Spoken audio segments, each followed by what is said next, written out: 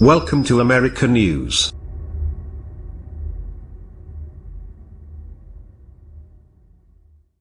By Andrew Harrer, Bloomberg. Getty Images. Twitter is so integral to Donald Trump's presidency that it is almost impossible to imagine him without it, or to consider what it would take to get to him banned.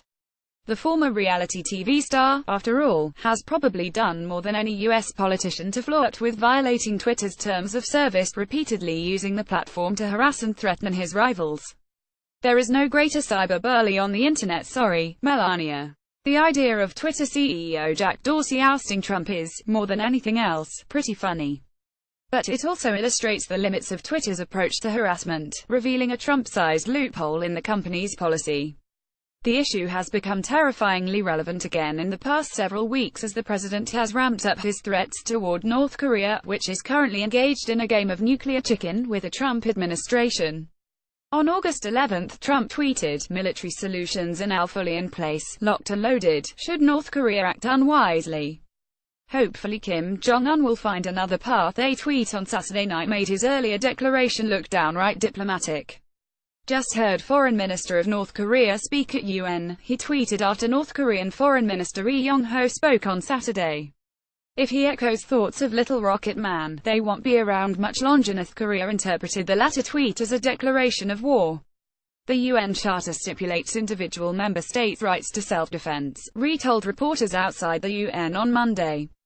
"Since the United States declared war on our country, we will have every right to make countermeasures, including the right to shoot down the United States strategic bombers even when they're not yet inside the airspace border of our country."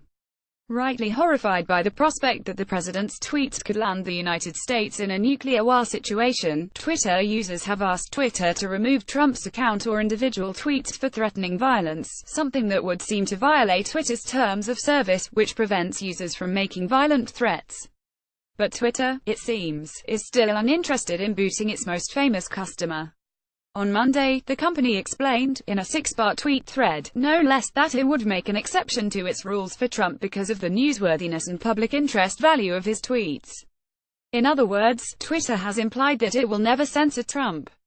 These factors, Twitter explained, are taken into account for all content posted to Twitter that would seem to violate its content policy.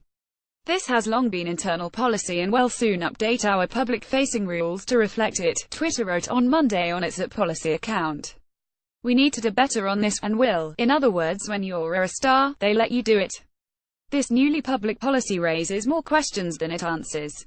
By establishing a standard of newsworthiness, all public figures' tweets will theoretically be subject to a subjective threshold. It also is maddeningly unclear about what happens when a private individual's newsworthy tweet goes viral, as often happens on Twitter. "We hold all accounts to the same rules, and consider a number of factors when assessing whether tweets violate our rules," the company explained. Among the considerations is newsworthiness and whether a tweet is of public interest. However, this would seem to directly contradict its decision not to act on Trump's account. It's clear under the rules Twitter laid out on Monday that some accounts are held to different standards and rules than others.